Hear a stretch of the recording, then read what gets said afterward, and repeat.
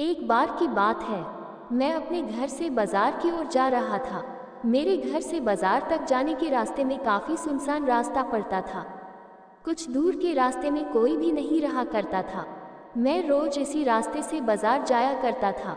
आज भी मैं इसी रास्ते से बाजार जा रहा था।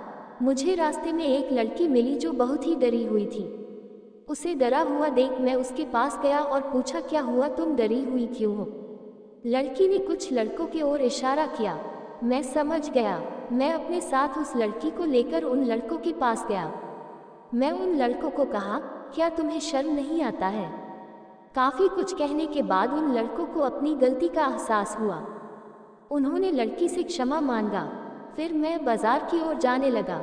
उस लड़की ने मुझे रोका और कहा, मैं यहाँ पर नहीं हूँ। मुझे रहने के लिए किराए का घर चाहिए। क्या आप मेरी मदद कर सकते हैं? मैंने कहा, ठीक है, मेरे घर में एक कमरा खाली था, आप मेरे घर चलिए। अगर आपको पसंद हो तो आप उसमें रह सकती है। अगर आपको पसंद न आए तो मैं आपको दूसरा घर भी दिखा सकता हूँ। अब वह लड़की और मैं घर की ओर चल पड़े। रास्ते में मैं कुछ भी बोल नहीं पा रहा था। मैं बोलना चाह रहा था लेकिन नहीं बोल पा रहा था। फिर उससे पूछा, आपका नाम क्या है? मैंने कहा, राकेश। और आपका नाम? उसने ने कहा, सुंदरी। मैंने बोला, काफ़ी अच्छा नाम है। अब तक हम घर पर आ गया थे।